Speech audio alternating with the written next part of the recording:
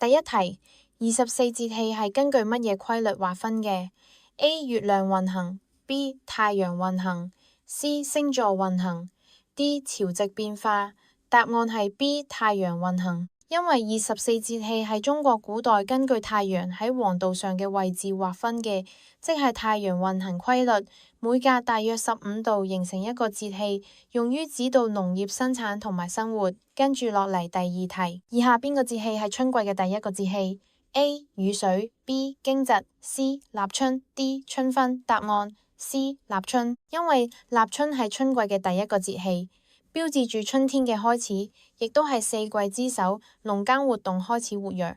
跟住落嚟第三題，一年之中白晝最長嘅一日係以下邊個節氣？A. 夏至 B. 冬至 C. 春分 D. 秋分。答案係 A. 夏至。因為夏至係白晝時間最長嘅一日，太陽直射北回歸線，北半球迎嚟最長嘅日照時數。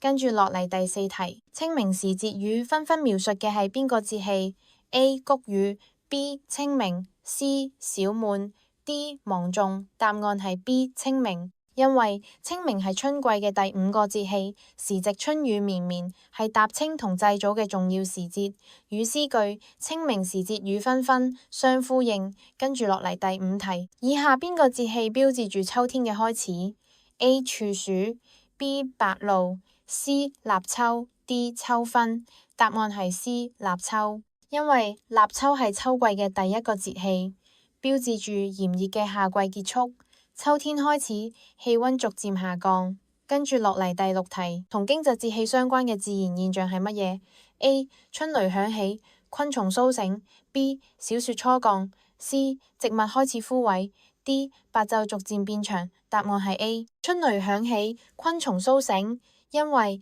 驚蟄係春季嘅第3個節氣，驚指春雷，蟄指冬眠嘅昆蟲，春雷響起，昆蟲從冬眠中蘇醒。跟住落嚟第7題，冬至大魚年嘅講法同以下邊個傳統活動相關？A. 食月餅 B. 食湯圓或者餃子 C. 賞花燈 D. 插秧播種。答案係 B. 食湯圓或者餃子。因為冬至係一年中白晝最短、夜晚最長嘅一日，北方食餃子，南方食湯圓嘅習俗。冬至大魚年亦都表達咗人們對暖陽回歸嘅期盼。跟住落嚟第8題，以下邊個節氣嘅名同收穫穀物密切相關？A. 小滿 B. 芒種 C. 谷雨 D. 白露。答案係 B. 芒種。因為芒種嘅芒指有芒嘅穀物，如小麥、大麥。此時農民忙於收穫成熟嘅穀物並播種晚稻，因此芒種同收穫密切相關。